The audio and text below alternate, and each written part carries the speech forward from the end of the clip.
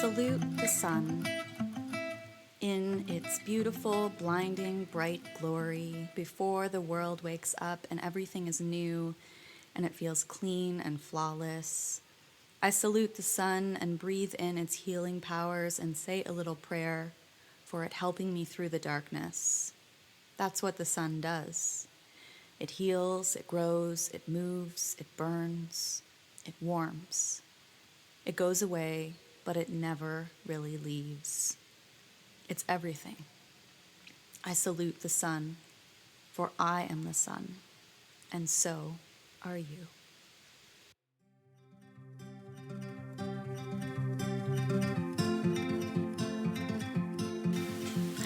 For more than 2 decades, I have written in a diary almost every single day. And guess what? I saved them all. Each week, I will be reading from one of these archives and getting to know myself from the lens of my 10, 16, 25, and 36-year-old self.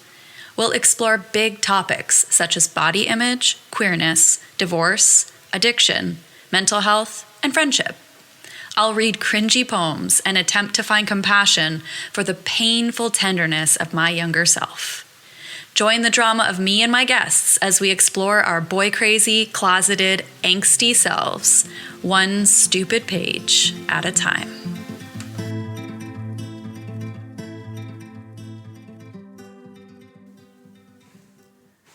So today I am reading from a diary that I started in August of 2017. I'm taking a little bit of a jump here through time. If you recall episode 5, I was reading from a diary from 2002. So yeah, quite a leap through time. I'm an adult in this journal, and I am going through some very adult things. I will explain a little bit later why I'm choosing to go into this diary right now, but I will return back to 2022 soon, but I felt very compelled to read this journal for myself, so I thought, why not share it on the podcast?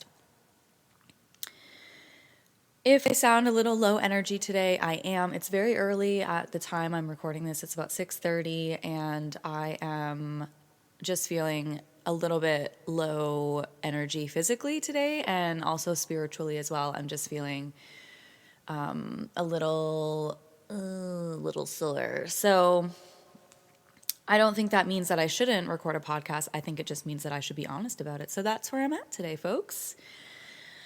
Okay, so I'm going to start by reading the first entry of this diary, which is August 21st, 2017. Now, if you've read my book, Salt and Sour, you might recognize some lines from my book in this journal, because when I was writing that book, I did pull actual lines from my actual journal because it was a memoir and I wanted real life. But also, when I started this journal, I didn't realize I was writing a book yet. It was actually pretty soon after I started this journal, maybe a couple weeks, where I kind of wrote the first line of my memoir and decided I'm writing a book about this experience. But as of the first entry here, I don't have that knowledge yet. And so, yeah, I'll just get into it. August 21st, 2017.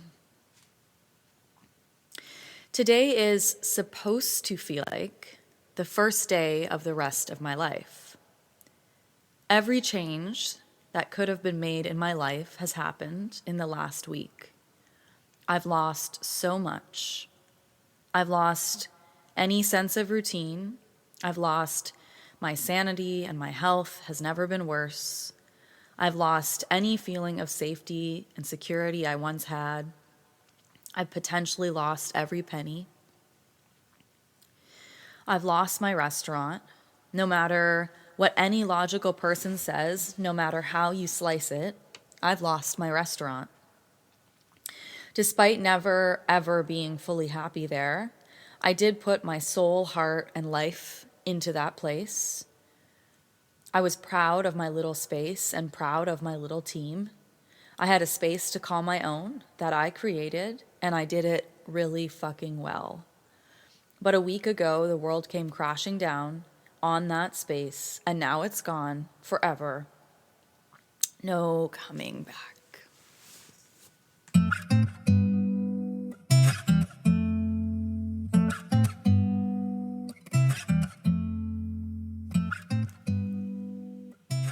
This podcast episode is supported by and supports BetterHelp.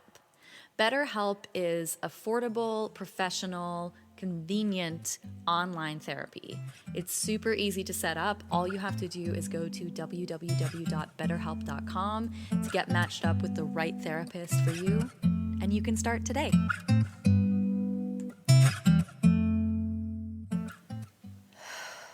Well,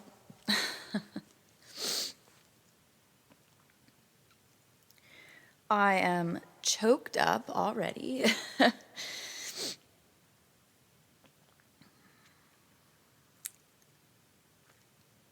This diary is going to be a lot harder to read than I thought. We'll see what I can get through. I continue this entry, and I've lost Mike. I know it's true. Over the last few days, I've told myself that I wasn't going to make any decisions, that I'd let myself have time before I decided how we would handle things together. But I know deep down that I've lost him. It didn't start yesterday or a week ago. It started 16 months ago when we opened this restaurant, and I ignored every single sign the universe has thrown at me for over the last year and a half. Now my mind is spinning with those thoughts. I think back to how Mike never came to visit Jenny in the hospital ever, not even when I begged him to. How he missed my girl boss speech, even though he knew how important it was to me. How I've not been able to trust him one bit since Sam, but in all actuality, probably since Elisa Burke. How I saw him talking to his ex, Cass, a few months ago, and it bothered me. How I saw him talking to a girl online a few months ago, and I snooped, and he had deleted the conversation, and he made me think it was because he was going to propose. How deep down, I think he knew he shouldn't propose or start a family with me because he knew I wasn't going to be a good person, he knew he wasn't going to be a good person or man or partner. How he controlled my decisions at the restaurant and how I let that happen. How I knew something with our finances wasn't right. How I never told him about my investments. And when I got together with Jen, my financial planner, about my money, I told her I wanted to keep things separate from him. How I kept some of it away from him when we opened the restaurant because I knew that I might need that money someday.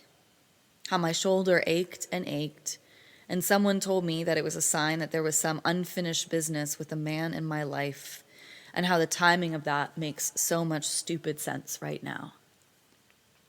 And no, it wasn't all bad.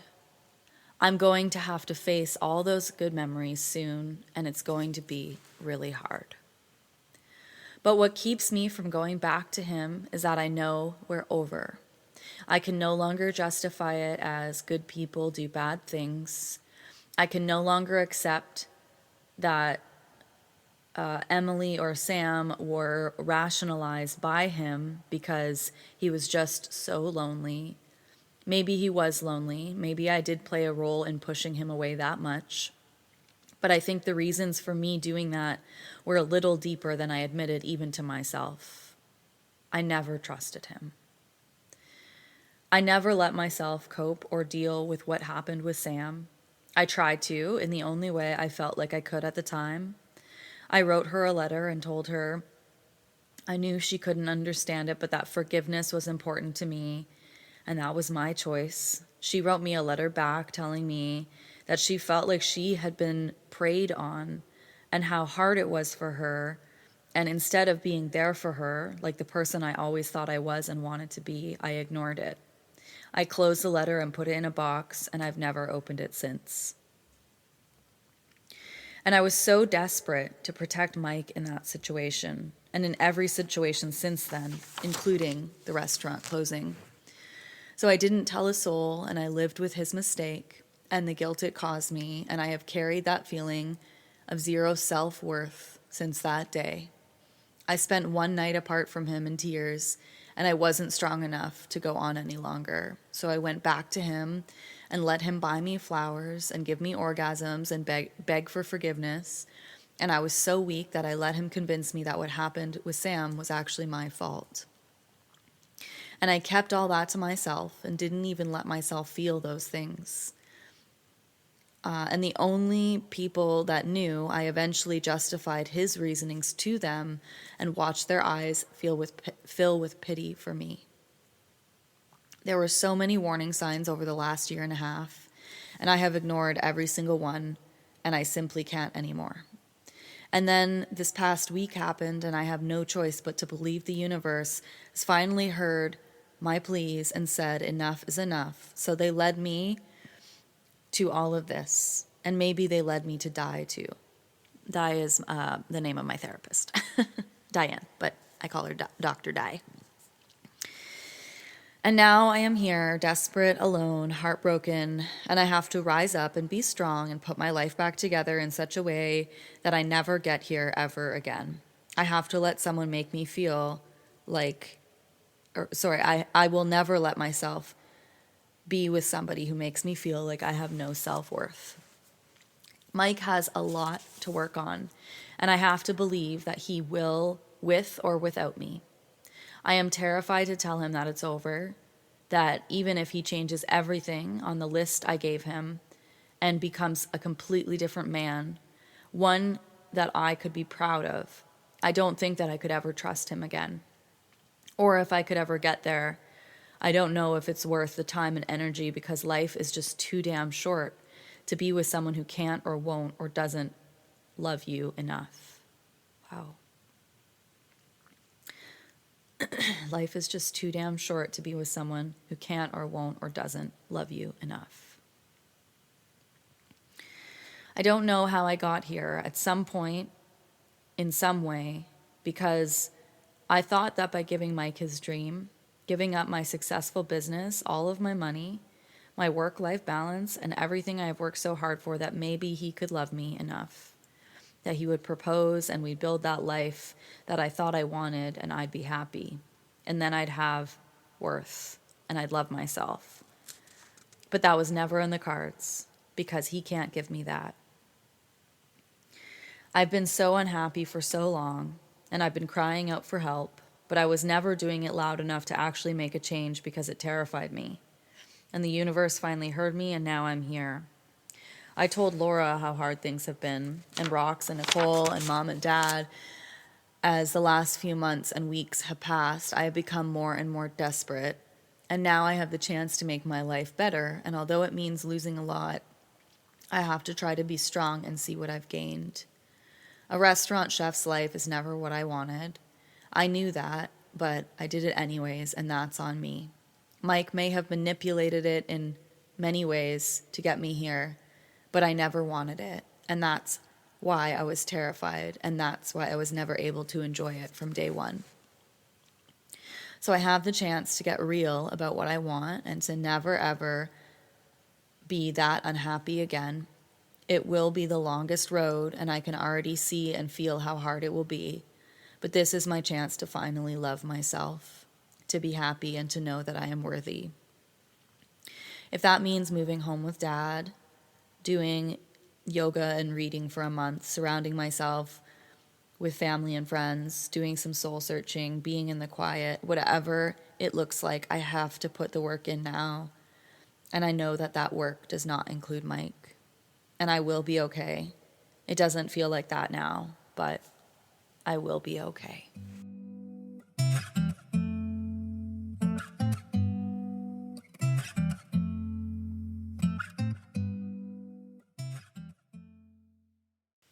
So I mentioned in that entry some list that I gave to my ex.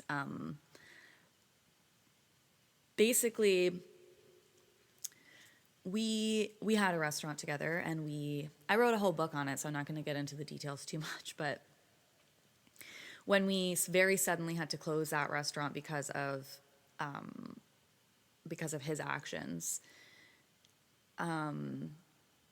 a lot of things fell apart at once. So I lost my restaurant, and the way that we were forced to close it, I lost the majority of my money. And I also moved out of the home that we shared. So I lost my home as well. Later down the line, I gave up one of the dogs that we shared. And at this point in August, you can tell from that entry that I'm pretty sure I'm going to leave him, but I'm still in this gray area of maybe we can make it work. Which is absolutely absurd in hindsight, but I just didn't want to let go. So I found this list. It's a couple entries later, but it's taped in here. And here's the list that I gave this person to be if you do all these things, we can stay together. So it's on a scrap piece of paper, and it's really messy writing, but it says, cell phone addiction, ? If you are thinking of hiding anything from me, just tell me. Therapy, go 1 time per week. Weed, just quit. Booze, no more buying. Help at the house and with the dogs. Get money in order. No time talk. Oh, no, Tim talk. Okay, so that's someone that's involved in the situation, and I'm you don't have the right to say his name to me. And passwords all. So I'm assuming that means he was supposed to give me the passwords to all of his stuff. Which, obviously that list sounds like a very desperate person. And I was a desperate person at this time. And we'll get into a little bit of how and where that list went. So the next entry, it's a day later, and I'm feeling very edgy and very scared and unsure of what actions have to be taken next. So I said, I think I need to take a little bit of caution of how I handle the next few days and weeks. So I'm going to lay low and distance myself from Mike as much as possible. Talk with Dr. Di and be with family right now, and let my friends in when I can, and just be in the quiet. I need to find out how to be alone. I need to find out what kind of life I want to live. I need to spend time on me for the first time in my life. And all that love I would be giving to Mike, I need to give to myself right now.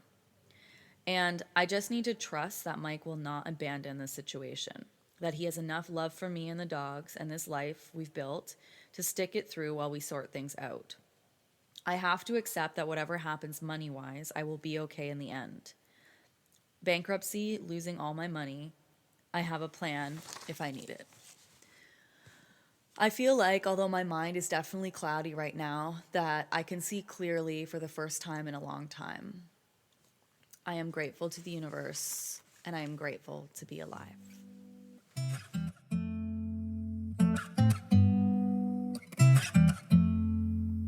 Into my next moves. And so August 22nd, I say, I'm feeling more anxious today than I was yesterday. I'm at Dad's now. I spent the night, and wow, I am a lot stronger than I ever thought I was. Yes, I am distracting myself an awful lot, but overall, I'm doing okay, eating and sleeping and going through the motions. I still have to talk to a lot of people and face the world. I told Dad everything last night. It flowed out of me, like when I told Dr. Di. He just sat there and listened, and at the end he told me how sad he was, that I've been going through so much, and that he's here for me. Of course, he told me all of that in his own dad-like way. It's interesting. Actually, I'm going to keep reading. And so I know being here is going to be an adjustment. I know it's not going to be all bells and roses. It's going to be hard for me to move back in and try to live my adult life. It's going to be hard for me to deal with Dad's hoarding and his messiness and to live out of a suitcase for the next few months. and to have more chaos and disorganization than I've had in a really long time. And it will be hard for Dad too. He's been alone for 6 years and has grown accustomed to his life here. As kind as it is for him to let me be back here, I know it will also be hard, and I don't want to sweep that under the rug. So we'll go into it slowly for the next 2 months and get used to it, and I'm sure I can feel at home and comfortable here, and he can make sure that it's okay to work. He can make sure that it's going to work for him, I think is what I'm trying to say there. I feel happy here at Dad's, and it's comforting to know that I won't be alone, and neither will he. I can help take care of him, and I can set my room up so that there will be peace there, and start building those good habits that I want, and to figure things out. So I'm taking total solace at my dad's house, and also, like, it's complicated. I think we had some arrangement where, he definitely welcomed me into his home with open arms, but we also had an arrangement of, let's test this out. Let's see if this is going to work for us both.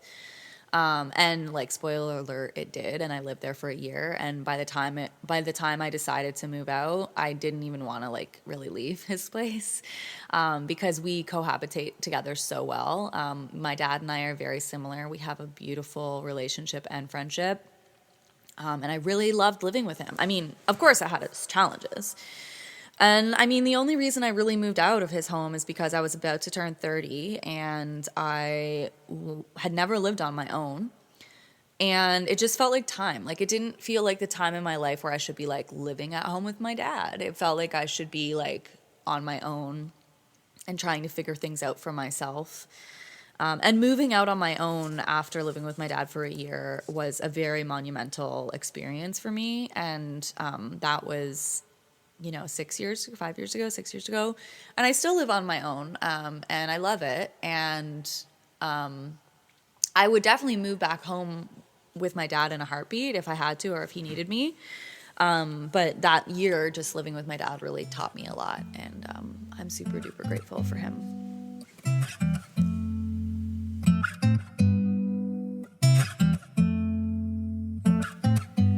This podcast is supported by and supports Good to Talk, the free, confidential 24-hour support for mental health for everyone.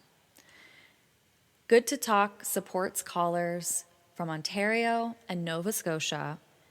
In Ontario, you can call 1-866-925-5454 for help today.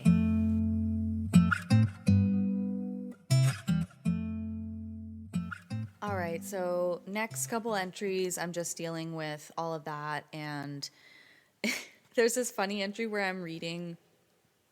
I've moved into my dad's, and I'm reading a lot. I'm in deep healing mode here. I'm not really okay, but I'm also I have my primal needs met. I have a roof over my head. And I start reading, and I'm reading a lot of self-helpy books. Right now in this particular entry, I'm reading Rising Strong by Brené Brown. And I'm I feel like she's writing it for me. And when I said that to Dr. Di, she said she is, which I just think is super cute. And I feel an awareness happening in me over the last week.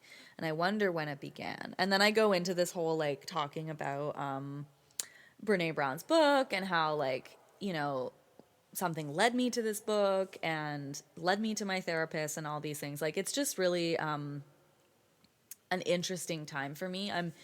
I have been so cracked open by this experience that I went through with Mike and losing my restaurant, and I'm so cracked open, and I'm so raw, and I think anything would have influenced me at this point. Thank goodness it was something wholesome like Brené Brown. But it's just really interesting to read back on that version of myself. I've gone to a couple more therapy sessions. I had to go back to the apartment that Mike and I shared because I'm still moving. I'm in the process of moving out. And for now, we're kind of both in limbo land. And I write about Mike coming over. Mike came over to pick up a bag of clothes. It was so weird to be there with him, and I'm not sure if he was trying to trick me or not. Either way, I was strong and held my ground. I wasn't cold. He asked for a hug and I gave him one, but I wasn't warm either. And I let him leave sad. So again, we're kind of in this limbo land, not sure of what we're going to do. I know that I have to leave him, but I'm just kind of like getting ready. Over the next couple entries, I have like a whole bunch of friends come and visit me. I'm feeling really supported by my dad and by my sister. I'm starting to share the story with my friends, and they're just like showing up for me in really beautiful ways.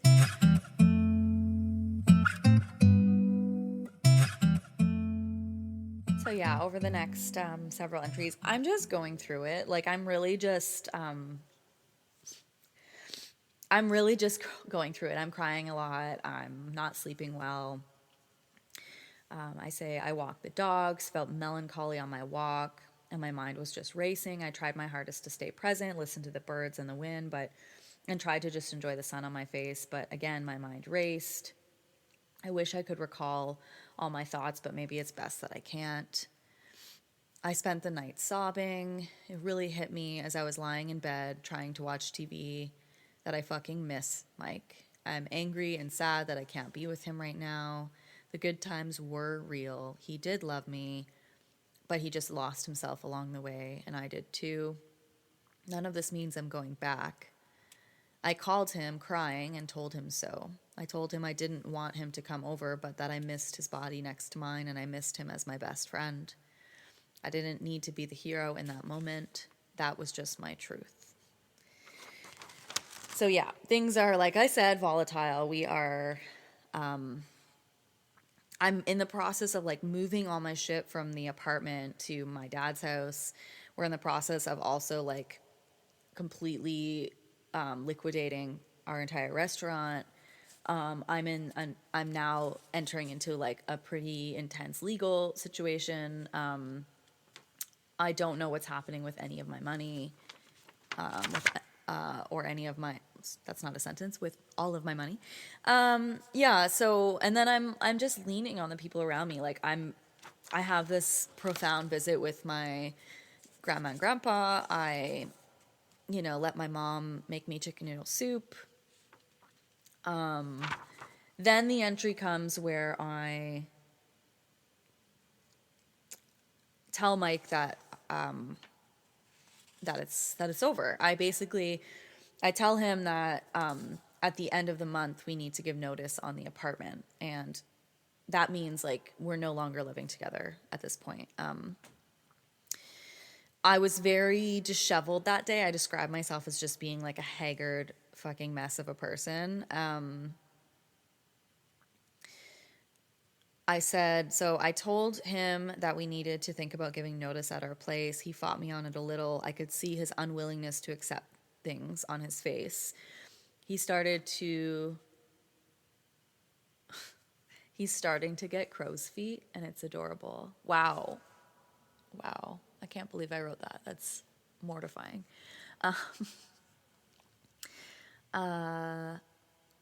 We talked a while and he said, "It sounds like you're done with us. Everything you say about the future is just you." I got a sense it was out of heartache and not anger. So I said, "I hope with all my heart that we can be together one day, but we cannot just pick up where we left off because I'm not willing to ever be here again. I know that if we both don't do the work, we will be.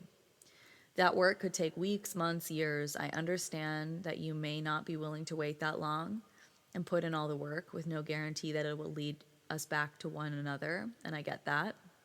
But this is what I believe we need to do, and we need to do it apart."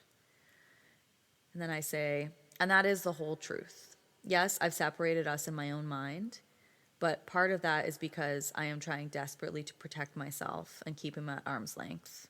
But I really do believe what I said." He said, "I'm in it for the long haul."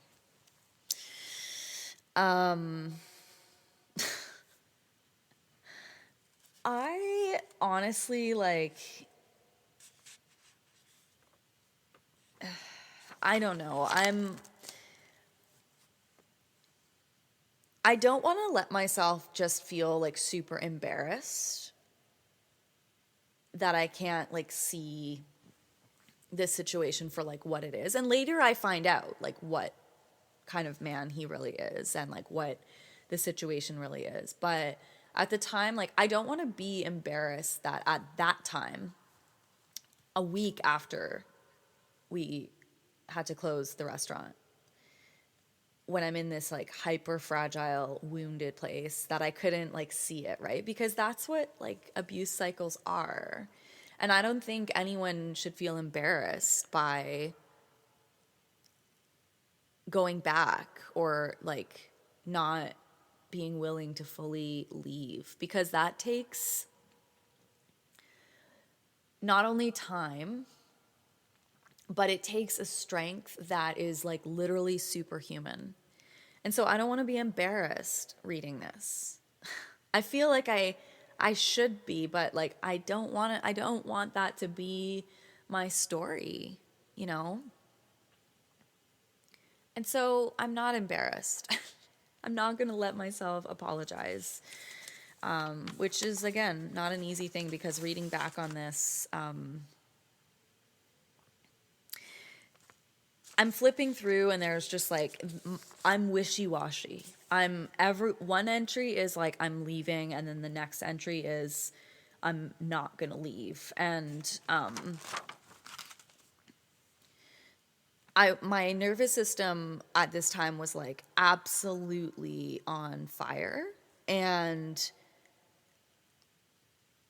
I'm truly not in a place to be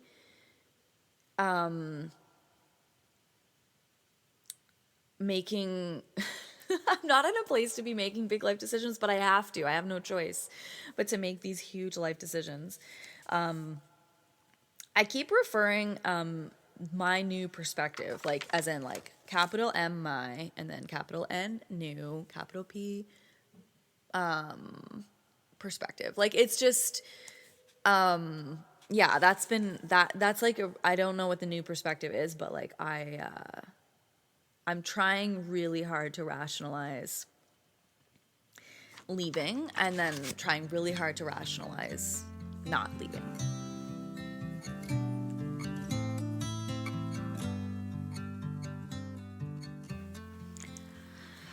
So, along with moving out of my restaurant and my home, and basically just like turning my life on its head, one other thing that's coming up in this journal is I'm getting lonely.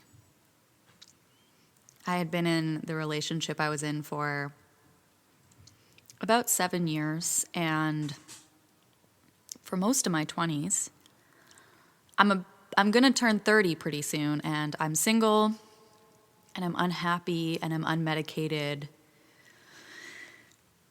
and I'm lonely. So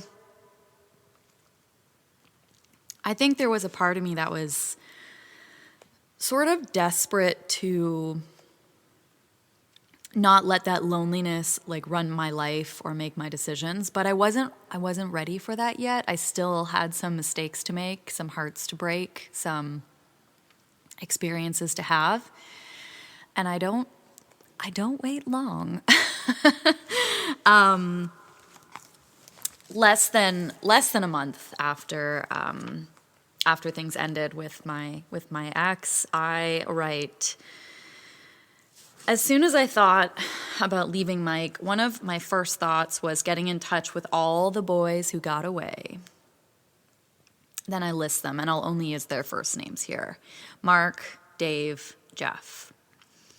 I tried to will them to reach out to me so I could flirt and have that feeling back. I've plotted, planned, looked back, and creeped them all. It's the only thing that feels better than the thought of falling back into Mike's arms. And then last night, Jonathan messaged me and asked me out for a coffee. and my heart fluttered and my legs became warm, and I played out the many ways that it could go in my head.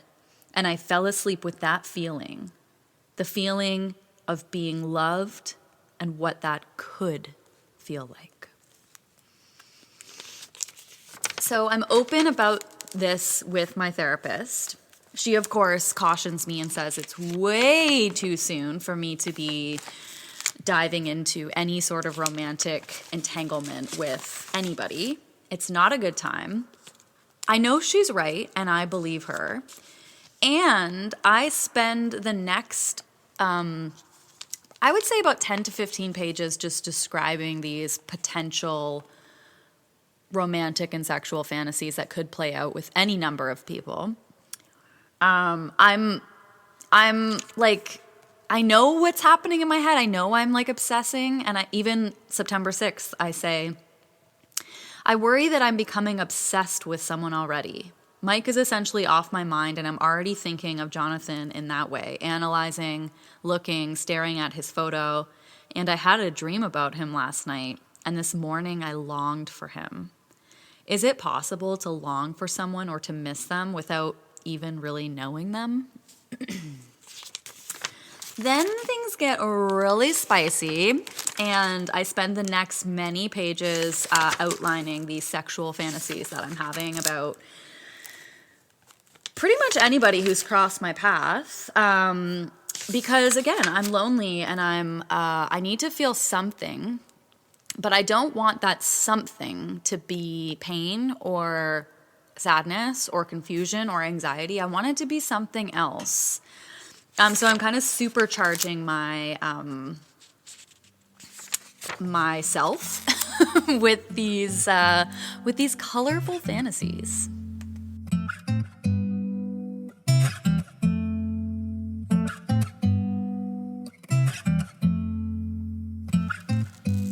So the next couple entries, they all start in just really different ways. September 13, I start my entry with, it's shame release day. A doctor dies. I'm feeling a little nervous, but I trust her and I know it will go well.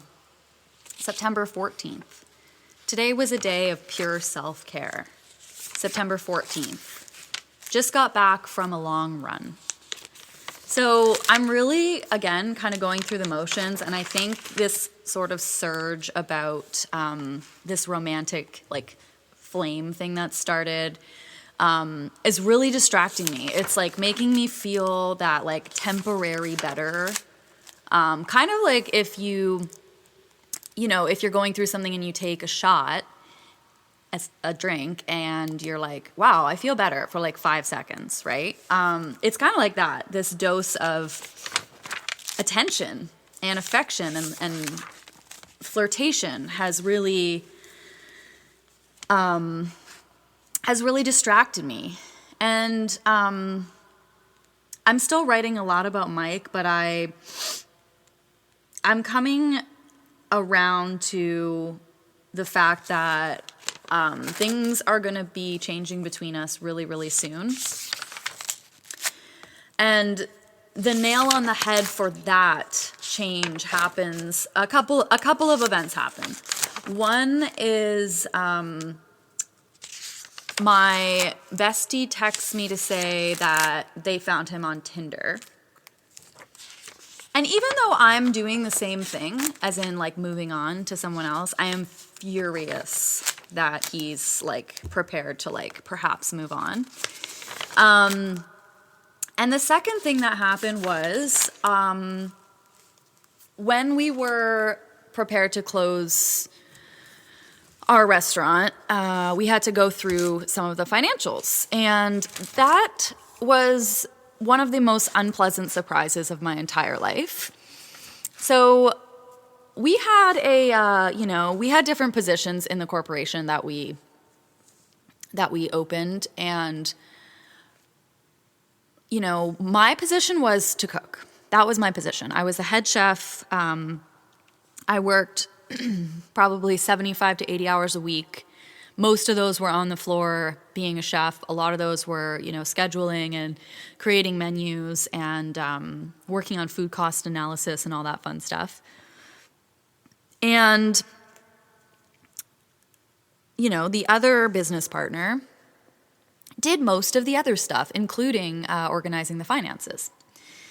And so when we had to close very suddenly, and we all the money that we had in, I guess savings or in our profit margin, disappeared very quickly.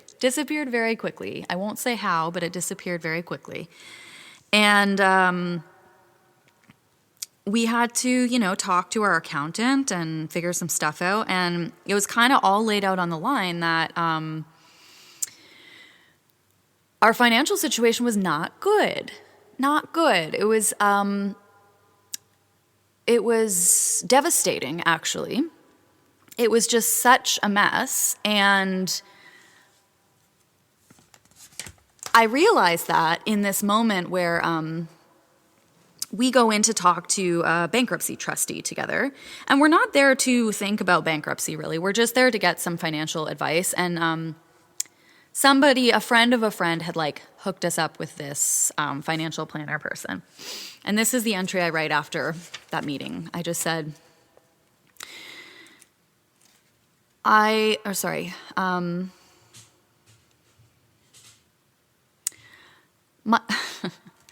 Mike looked me up and down this morning, and you know what? I kind of hated it. He looked sad, but I was cold, and I tried to just get through the meeting. I was not graceful. It did not go well. The trustee, who was a friend of a friend, gave me literally zero compassion, so I really just didn't trust her from the get-go. She essentially told me that because I have a pocket of savings and that it's not in an RRSP, that there is very little I can do. Bankruptcy actually isn't a great option for me, but because Mike is going to have to file for bankruptcy because of his own personal financial situation, I will get screwed either way. It isn't fair. It isn't fucking fair that because I was smart with my money and spent the last 5 years digging myself out of a hole of debt on my own, and because I saved and invested in a TFSA and did my due diligence, I am not protected. And because I gave my $15,000 to Open Glass Roots, and because I used my credit cards for year one, and because I wanted us to survive and thrive, I am going to have to continue to pay. And because I trusted a man who I knew was horrible with money from day one, this is the price I now have to pay. I never wanted the downtown London loan. I never wanted Eat Drink. I never wanted the t-shirts. I never wanted Uber Eats. I ran my own hella successful business for a decade, but then I let Mike run this restaurant into the ground, and I just watched from the sidelines. Never, ever again. I remember having the thought in my head that if I brought myself down to his level, that we would be more equal and I would be more happy. What a fucking idiot. The only explanation I have is that I had fucking love goggles on. I feel so stupid. I feel so fucking stupid for trusting him and allowing myself to be manipulated by him. I asked him so many times for some of my money back, for the visa bill, for the initial investment, and he always just changed his story every single time. He told me that I had agreed to the initial investment and that it was just that, an investment. He acted shocked when I said I wanted it back. And whenever I brought up the credit cards, he would just say that someday we would sit down and go over it all and get me paid. And who knows, perhaps his intentions were good, but I have no way of knowing that now because I can't trust a word he says. After the meeting, I was very upset. We left the building together, but I walked on ahead. He wanted to talk more, and I told him I was really fucking angry and that I didn't want to say something I'd regret. So you can probably hear the charge in my voice just reading that because it's a memory that who wants to remember something like that, right? So basically, I pretty much screamed at him in the parking lot about, how unfair it was and that I didn't want to have anything to do with this trustee or his accountant or anybody, who didn't have my best interests at heart. After that, I guess I went to my mom's house and my sister was there. So I say, Jenny was there and us three talked a bit. I broke down. I suppose I needed a good cry. I told them how stupid I felt. They said not to feel that way because he had everybody fooled. I told them about the time I saw he was talking to some girl on Facebook, but then the next time I looked, the message was deleted. And when I asked him about it, after festering for a few weeks, he told me it was because he was talking to her about proposing to me someday. A fucking lie. I let him talk me out of my gut feelings over and over. I let myself get into this mess, and now I just want out. So according to this trustee woman, I can't really get out. So now I'm preparing for some more extreme options. The thing that bothers me most is that he is trying to be a hero in all of this, and I don't know that I'm going to let him be this time. He keeps saying we'll do it together, but I don't want to do it together. I want to go back to doing it for just me because I can't trust him now. I never could. The next several pages are me outlining the financial picture and the debt, and I'll tell you, for the next several weeks, I was plagued with what can only be described as the probably worst anxiety of my life. What happened next was the money that I had in savings was taken out from savings and literally stored in the floorboards kind of thing, because I was so terrified that, it wasn't very much. It wasn't very, you don't get into restaurant ownership because you want to be rich. It wasn't much, but it was mine. It was the only money that I had that was mine.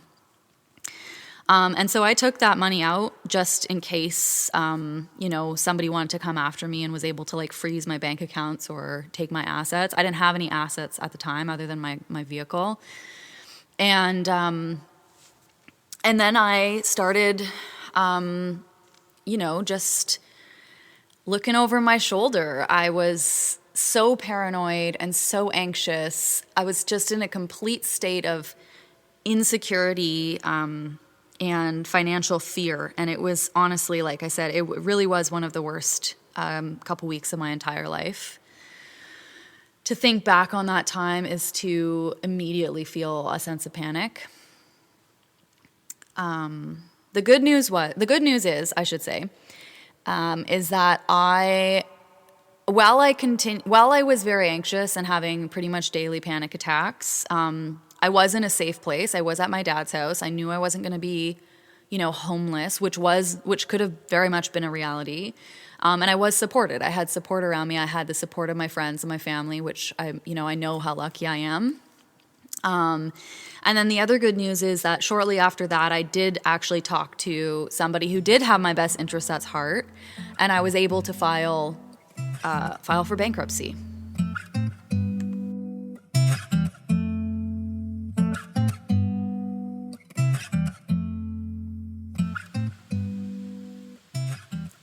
So it's certainly not lost on me that the phrasing I just used, which is very intentional because it took me a long time to see it this way, but I had the privilege of filing for bankruptcy. I say it's a privilege because what my bankruptcy enabled me to do was completely remove myself from the dynamic that was ongoing with this man. Because we didn't have children together, we didn't own a home, but on paper and kind of from a pragmatic point of view, we were as good as married, because we owned this business together. That's the co-owning a business together is very similar to when you the way a marriage license works in terms of legalities. And so to get out of that business, my only option was to file for personal and corporate bankruptcy. It was not an easy decision. There was a lot of shame that I felt. And I was very lucky to go through the process with a very kind and compassionate human being, shout out Rhonda, who let me know that, this isn't your fault. And I can see on paper that you are somebody who cares a lot about your finances and has been smart with your money. And unfortunately, you entered into a relationship with someone who wasn't. And now, yes, you have to pay the price, but it won't be forever. A bankruptcy stays on your credit score for 7 years. During the time until you're discharged from bankruptcy, you cannot open a corporation, and it's very, very difficult, if not impossible, to get a mortgage. So those were two things that I had to let go of. I had to sacrifice a lot of things, including just, financial freedom and stability. And I was willing to pay that price because what I was paying for with my bankruptcy was severing this relationship once and for all. And I needed to do that for my mental health, for my safety, for my emotional well-being, for my future finances. I needed to sever the cord. And the cord was attached through our finances together. And so when I filed for bankruptcy, that was me severing the cord. And what a privilege, an absolute gift that I was able to get myself out of a really unhealthy, bad relationship. I feel compelled to say that I am actually coming at this from a very healed place. And that's not something, anybody can say that. Anybody can be like, oh, I've done a lot of forgiveness work and I'm over it. And which I can't really convey in words, but I know that this is the truth based on how I live my life on a day-to-day basis, how I show up in the world, the quality of relationships that I have today, the quality of people that I'm in relationships with. I think that's one really good way to sort of test yourself, is to look around and see are the people that are closest to me good people? Because if they're not, one of these things is maybe not like the other kind of thing. But I know that I'm doing spiritually well because of the quality of friendships that I have in my life and the way that I live my day-to-day life. And all of that has been made possible because of my bankruptcy, because I was privileged to file for bankruptcy so that I could get out of this relationship. And so that's what happened. I filed for bankruptcy. It's actually not in this journal because this journal's pretty much over. The rest of this journal is unfortunately just really, really crippling anxiety. There's lots of entries where I am essentially crying on the bathroom floor. I'm trying, there's a lot of logistical stuff that's happening. I have to sell, the range that I bought at the restaurant. I have to figure out what I'm going to do with, 40 bus bins. I have to downsize my book collection. There's just a lot of logistical stuff that's going on while I'm really grieving. I'm grieving the loss of all of my money, all of my savings. I invested close to $50,000 into the restaurant, and that's what I lost. And I'm also grieving, the life of a person who isn't bankrupt. The life of who I thought I was going to be at age 29. Certainly didn't think I was going to be bankrupt and living in my father's house. But like I said, both of those things were just a huge privilege. And I will be forever grateful that I had the opportunity to do both. I don't really talk about this publicly that often because bankruptcy, again, is one of those things that can be kind of full of shame. But in the times that I have talked about it privately or semi-publicly, I've been able to help some other people really kind of shift their perspective on what bankruptcy means. I'm sure that there are some situations where people, they file for bankruptcy because they've made careless decisions and maybe there is some shame around that. But I think most people file for bankruptcy because they have just gotten themselves into a situation that they really can't see a way out of. And I think that that is something that we should all have a lot of empathy for. And that's just really, really not easy.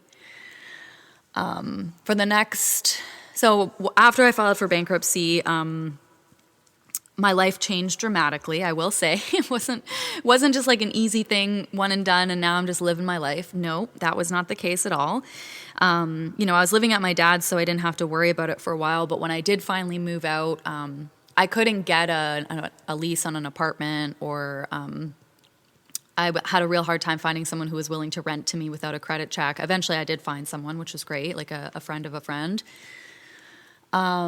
And the place that I'm in now, which is a beautiful rental property that I absolutely love, is also a friend of mine rents it to me. So that's made life easier. Even recently, because I'm still in bankruptcy, but even recently, I had a very hard time getting a loan for my car because my car that I had for over a decade broke down and I had to get a new car. I also just got a credit card. I wasn't able to get a credit card for the first 5 years of my bankruptcy, and it's very hard to build credit when you don't have a credit card or a loan. So little things like that, it's made life much harder. I've also had to let go of my dreams of getting a mortgage. And, if I wanted to open another corporation, I couldn't, which is just another one of those things that it's like, this is the cost. This is the cost that I'm paying, and I'm very willing and grateful to be paying it. So that's kind of the story. And the reason that I wanted to read from this journal and kind of talk about this week is because some of this stuff has kind of come up for me recently, just in terms of like having to buy a car and seeing my credit score and seeing this like big black X on my credit score, and being really stressed about money recently.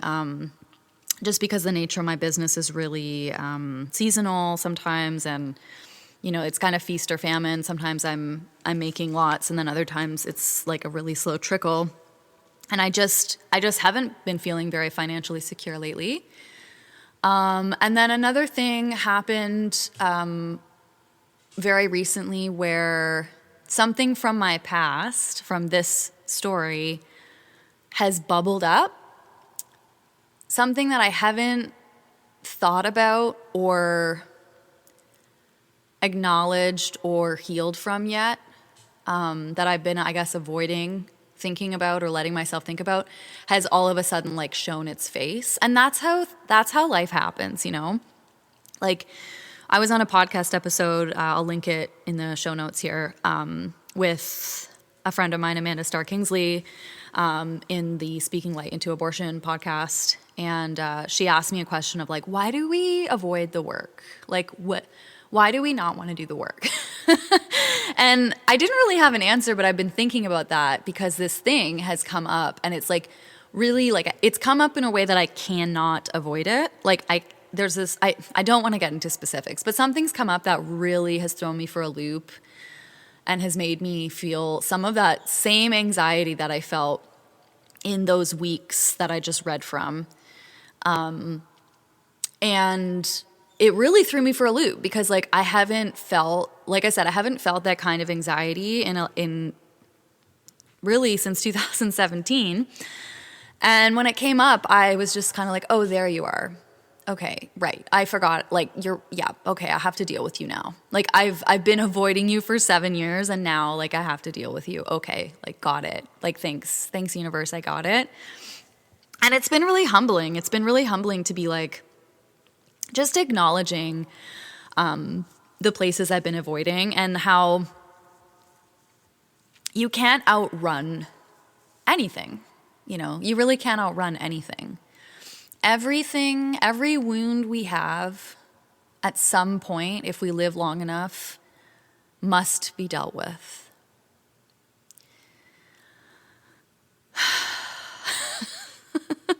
And so I suppose this podcast episode is me, I guess, brainstorming some of that, and being open about some of that. And just like letting myself sit in this big, ugly situation that I'm about to have to face head on. letting myself be really anxious about it, understanding, Yoda, your anxiety is here to protect you. And the fact that you're feeling a lot of feelings just means that you care, and everything's going to be okay. I am protected. That is my mantra. I am protected. I am protected. I am protected. And so, I wanted to share a little bit more about my journey with bankruptcy and sort of the financial fucking roller coaster that I was on for the last decade or so. Went from, earning lots of six figures with my catering company to giving every penny I owned to a restaurant that folded in 16 months, then being essentially homeless, then moving in with my dad, then moving out on my own and being bankrupt, to where I am now, which is, still climbing out of the hole a little bit, making like 4 figures a year. And, balancing what that means, balancing the changes and getting ready. Okay, I'm not willing to face, but I'm getting ready to be willing to face the thing that I have to face. So thanks for coming on this wild ride with me, folks. Thanks for listening. If you enjoyed the episode and you are somebody who loves to journal or who has an active writing practice, I encourage you to get in touch with me about perhaps being a guest on this podcast. You can reach me at www.doulaofwords.com. Also, if you are somebody who doesn't have a writing practice, but you desperately want one because writers are the coolest, I help writers build writing practices every single day and would just love to help you out. So you know how to get in touch with me. Thank you so much for listening. If you're somebody who is facing bankruptcy or who has filed for bankruptcy or who might have to, I just want to send you a little bit of extra love and just close your eyes. Deep breath in. I am protected. I am protected. I am protected. Big love, everybody. See you next week.